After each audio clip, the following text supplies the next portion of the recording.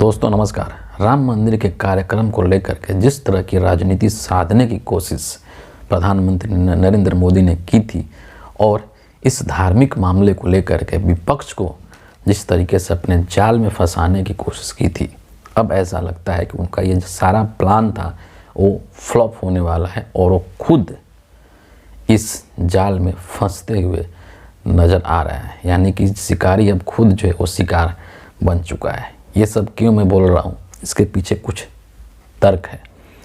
जब ये चीज़ डिसाइड कर लिया बीजेपी ने, आरएसएस ने, नरेंद्र मोदी ने कि 22 जनवरी को राम मंदिर का उद्घाटन किया जाएगा, इसके बाद इन्होंने क्या किया कि हिंदुस्तान के राजनीतिक पार्टियों को उस कार्यक्रम के अंदर आने का निमंत्रण देना इन्होंने शुरू किया। इन्होंने सीपीआई को दिया निमंत्रण, उन्होंने उस चीज़ को ठुकरा दिया कि हम नहीं आएंगे।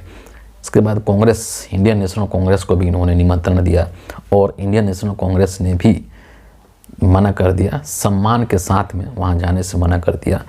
तो ये जो इनका निमंत्रण देने का एक जो सोच थी, जो मंशा थी, उसके ये थी कि अगर तो ये मंदिर के उद्घाटन कार्यक्रम में आएंगे तो उससे हमारा फ़ायदा होगा, क्योंकि क्रेडिट मुझे मिलेगा, और अगर ये नहीं आएंगे तो हम इनके ऊपर अटैक करेंगे, इनके ऊपर हमला करेंगे कि देखिए ये किस तरीके से हिंदू भावनाओं के खिलाफ़ हैं, किस तरीके से राम मंदिर के खिलाफ़ हैं, किस तरीके से राम विरोधी है, हिंदू विरोधी है।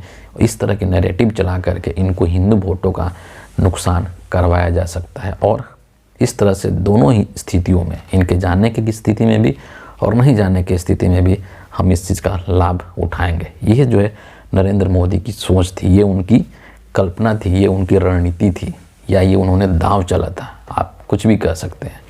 लेकिन नरेंद्र मोदी के इस दांव पर पानी फिर गया, उनके इस प्लान पर, उनके इस रणनीति पर पानी फिर गया। कब? जब इस देश के हिंदू धर्म के सर्वोच्च व्याख्याता या हिंदू धर्म के सर्वोच्च पद पर बैठे हुए चारों के चारों शंकराचार्यों ने इस मंदिर उद्घाटन कार्यक्रम में न जाने का निर्णय लिया। ये जो डिसीजन था और ये जो जब ये खबर जब आई तो ये खबर बीजेपी के ऊपर एक कहर बन करके गिरी थी, क्योंकि इससे मोदी जी का सारा जो एक नैरेटिव चलाने की कोशिश किया था वो सारा का सारा धारा रह गया। वो इसीलिए धारा रह गया कि एक तो ये हिंदू धर्म के शंकराचार्य हैं, ये किसी और धर्म के शंकराचार्य नहीं हैं, और इन शंकराचार्यों का हिंदू धर्म में बहुत ही प्रतिष्ठा है, बहुत ही सम्मान है, क्योंकि ये न सिर्फ हिंदू धर्म के व्याख्याता हैं बल्कि हिंदू धर्म से संबंधित जो भी विधि विधान है, जो शास्त्र है, उन सभी के ये विद्वान हैं, ज्ञाता हैं, और इनके अनुमति के बिना कोई भी इस तरह का धार्मिक अनुष्ठान जो कि इतने बड़े लेवल पर हो रहा है वो नहीं होना चाहिए।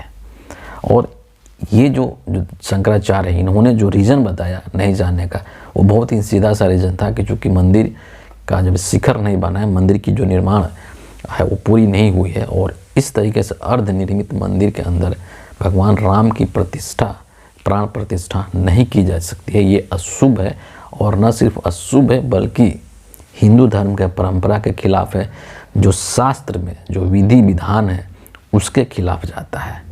और इस चीज़ को लेकर के बीजेपी, आरएसएस और नरेंद्र मोदी परेशान हो गए, और कोशिश भी की गई, जो जिस तरह की रिपोर्ट निकल करके आई कि 2 शंकराचार्यों को भरसक मनाने की कोशिश की गई और उनको इस कार्यक्रम में लाने की कोशिश की गई, लेकिन माने नहीं।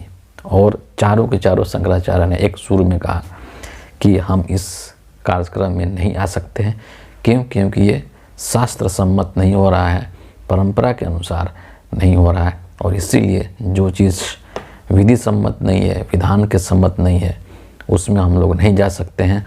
और ये जो पूरा कार्यक्रम है नरेंद्र मोदी का, ये राजनीति से उत्प्रेरित है, राजनीतिक लाभ के लिए ऐसा किया जा रहा है। और जैसे ही ये चीज़ बाहर आई, कांग्रेस और बाकी तमाम जो देश की पार्टियां हैं उनकी स्थिति काफ़ी मजबूत हो गई। और इस पूरे मामले को लेकर के नरेंद्र मोदी, प्रधानमंत्री नरेंद्र मोदी पूरी तरीके से एक्सपोज हो गए, और ये पब्लिक डोमेन में ये बात चली गई कि राम मंदिर का उद्घाटन नरेंद्र मोदी सिर्फ और सिर्फ 2024 के लोकसभा चुनाव के लाभ लेने के लिए कर रहे हैं। क्यों? क्योंकि दूसरे बजट तारीख को लेकर के भी चर्चा हुई कि 22 जनवरी को ही क्यों, आखिर जब 17 अप्रैल को रामनवमी है तो 17 अप्रैल को इसका उद्घाटन क्यों नहीं हो सकता है, क्यों 22 जनवरी को हो रहा है। तो इनका जो एक मंशा था कि किस तरीके से हम मंदिर का उद्घाटन कराएंगे 22 जनवरी को और उसके बाद इलेक्शन का नोटिफिकेशन निकलवा करके और राम मंदिर के नाम पर सभी हिंदुओं का वोट ले लेंगे, वो पूरी तरीके से नरेंद्र मोदी एक्सपोज हो चुके हैं। और इनका जो सोच थी, जो मंशा थी, उस पर कहीं ना कहीं पानी फिर गया। और इतना ही नहीं, इसके बाद में फिर जिस तरीके से कांग्रेस के लोगों ने प्रेस कॉन्फ्रेंस करके अपनी स्टैंड को क्लियर किया है ना, कि हमारी जो पार्टी है वो इस चीज़ के खिलाफ नहीं है और हिंदू धर्म के खिलाफ नहीं है, वो राम के खिलाफ नहीं है, वो लोगों के भावनाओं के खिलाफ नहीं है, बल्कि इस धार्मिक मामले को लेकर के जिस तरीके की विभत्स राजनीति नरेंद्र मोदी के द्वारा की जा रही है, हम उस चीज़ के खिलाफ हैं। उसका राजनीतिक लाभ जिस तरीके की कोशिश की जा रही है, इसको पूरी तरीके से एक राजनीतिक परियोजना, एक पॉलिटिकल प्रोजेक्ट, एक पॉलिटिकल बीजेपी और आरएसएस का एक पॉलिटिकल इवेंट जिस तरीके से नरेंद्र मोदी इसको बना रहे हैं, हम उस चीज़ के खिलाफ हैं। और यहाँ तक इंडियन नेशनल कांग्रेस ने कह दिया कि हमारे जो कार्यकर्ता हैं पूरे देश भर में या पार्टी के कोई भी नेता है कभी भी जा सकते हैं स्वच्छंद है जाने के लिए। और 15 जनवरी को उत्तर प्रदेश जो कांग्रेस कमेटी है वो गई अयोध्या राम मंदिर का दर्शन करने के लिए। सुप्रिया श्रीनेत समेत जो यूपी कांग्रेस के अध्यक्ष हैं वो सभी लोग गए और जा कर के वहाँ पर दर्शन किया, मंदिर के अंदर गए। और इस पर जो सुप्रिया श्रीनेत हैं उन्होंने ट्वीट भी किया कि संक्रांति के दिन अयोध्या जाकर के दर्शन का सौभाग्य प्राप्त हुआ। राम सबके हैं, सब में हैं, उनकी कृपा बनी रहे। राम राज्य का तत्व भलाई में, सुख में, समानताओं में और न्याय में है। गरीबी हटे, बेरोजगारी मिटे, कल्याण हो, यही भारत जोड़ो यात्रा का लक्ष्य है। तो और इन्होंने खुले तौर पर यह कहा कि जो कांग्रेस पार्टी है उसका कोई भी कार्यकर्ता है वो जब चाहे वो जा सकता है। लेकिन नरेंद्र मोदी कौन होते हैं किसी को इन्विटेशन देने वाला कि आप यहाँ दर्शन करने आइए, आप इस कार्यक्रम में आइए, कौन होते हैं, है ना। तो इस तरीके से जो इन्होंने सोच रखा था कि हम इस तरीके से इस पूरे मुद्दे को भुनाएंगे, उसमें इनको सफलता मिलती हुई प्रतीत नहीं हो रही है। नरेंद्र मोदी के ऊपर अब ये भी आरोप लगने लगा है कि इस तरीके के भावनात्मक मुद्दों को उठा करके लोगों के धर्म, आस्था, विश्वास, पूजा पाठ इत्यादि का राजनीतिकरण करके और देश के अंदर जो मुद्दे हैं, जो वास्तविक मुद्दे हैं, महंगाई, बेरोजगारी, इन सब चीज़ों से लोगों का ध्यान भटकाने की कोशिश कर रहे हैं। क्योंकि इनके पास कोई विज़न नहीं है देश के लिए। ये नौकरी की बात नहीं करते हैं, ये बेरोजगारी की बात नहीं करते हैं, ये देश में जो कमर तोड़ महंगाई है उसकी बात नहीं करते हैं, बल्कि लोगों को इमोशनल फूल बना करके अपनी राजनीति साधने की कोशिश कर रहे हैं। और इसके पीछे एक और चीज़ें हैं कि जिस तरीके में से अयोध्या के अंदर जो ज़मीनी हकीकत है, आपको ये चीज़ें धीरे धीरे और खुल करके सामने आएंगी कि राम मंदिर बनाने को लेकर के अयोध्या धाम को विकसित करने के लिए वहाँ पर कितने सारे लोगों के घर तोड़े गए। और न सिर्फ लोगों के घर तोड़े गए बल्कि वहाँ पर हिंदुओं के मंदिरों को भी तोड़ा गया।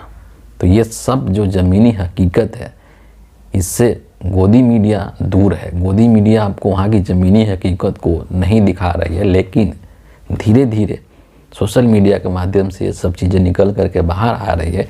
और आने वाले समय में ये और खुल करके बाहर आएंगी और आपको और ज़्यादा पता चलेगा कि इस चकाचौंध के पीछे की क्या हकीकत है, जिसको कि न सिर्फ देश के प्रधानमंत्री छुपा रहे हैं, न सिर्फ देश की गोदी मीडिया छुपा रही है, बल्कि तमाम मोदी भक्त जो कट्टर भक्त हैं वो भी उस चीज़ को देखना नहीं चाहते हैं, सुनना नहीं चाहते हैं।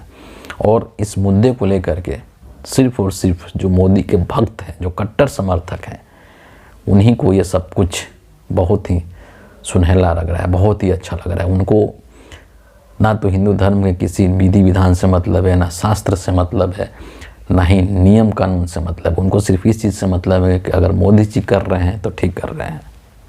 स्थिति यहाँ तक हो गई है कि ये शंकराचार्यों को भी गाली देने लगे हैं, उनको भी अपमानित करने लगे हैं। सोचिए कि जो इस क्षेत्र का, धार्मिक क्षेत्र का जो प्रमुख है, जो एक तरह से धर्म का नेता है, उसको ज्ञाता है, वो विद्वान है, उस व्यक्ति को भी इन लोगों ने दरकिनार कर दिया।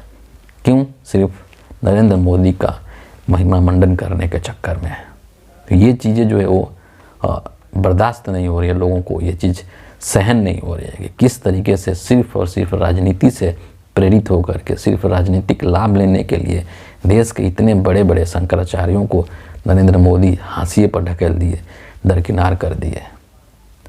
तो जो राजनीतिक मंशा उनकी थी वो अब पूरी होती हुई नज़र नहीं आ रही है। इतना ही नहीं, आप ये भी सोचिए कि खुद नरेंद्र मोदी किस तरह की बातें करते हैं कि हम हिंदू धर्म के संरक्षक के रूप में वो खुद को पेश करते हैं, लेकिन उसी हिंदू धर्म के जो धार्मिक कार्यक्रम है उसमें हिंदू धर्म के परंपराओं का, शास्त्रों में लिखे विधि विधान का पालन नहीं कर रहे हैं, उसका सम्मान नहीं कर रहे हैं, उसका मान नहीं रख रहे हैं। ये बहुत ही विडंबना वाली बात है। और जो इंडियन नेशनल कांग्रेस है, जो कि अभी भारत जोड़ो न्याय यात्रा पर है, वहाँ से आज एक ट्वीट आया, उसको मैं आपको ज़रूर साझा करूँगा आपसे। और इसमें कहा गया है कि 22 जनवरी का कार्यक्रम एक राजनीतिक कार्यक्रम बन गया है। हिंदू धर्म के जो लीडर अथॉरिटी हैं उन्होंने कहा कि वो इस राजनीतिक कार्यक्रम में नहीं जा पाएंगे। आरएसएस बीजेपी ने 22 जनवरी के कार्यक्रम को चुनावी कलेवर दे दिया है, इसीलिए कांग्रेस अध्यक्ष जी ने वहां जाने से इनकार कर दिया है। जहां तक धर्म की बात है, हम सभी धर्मों के साथ हैं। हम ये कहना चाहते हैं कि कांग्रेस पार्टी से जो भी जाना चाहे वो जा सकता है। ये जो बात है, ये जो ट्वीट है, ये राहुल गांधी ने नागालैंड में, अभी भारत जोड़ो न्याय यात्रा नागालैंड में चुके हैं, तो वहाँ से राहुल गांधी ने ये बात कही है एक प्रेस कॉन्फ्रेंस के दौरान, जिसको कि कांग्रेस के ट्विटर हैंडल से ट्वीट किया गया है। और राहुल गांधी ने एक और बहुत ही बेहतरीन बात कही है, उसको भी मैं आपको ज़रूर सुनाना चाहता हूँ। उन्होंने कहा कि हम राजनीति का धर्म निभाएं, धर्म की राजनीति ना करें, जो कि देश के वर्तमान प्रधानमंत्री कर रहे हैं, कि सिर्फ धर्म की राजनीति कर रहे हैं, लोगों के भावनाओं के साथ खेल रहे हैं, लोगों के आस्था का राजनीतिकरण कर रहे हैं, जो कि उचित नहीं है। भक्ति, आस्था, विश्वास, पूजा पाठ, ये सब व्यक्ति का बहुत ही निजी चीज़ है और ये उन तक सीमित रह देना चाहिए। कौन पूजा करना चाहता है, नहीं चाहता है, ये उसका मामला है।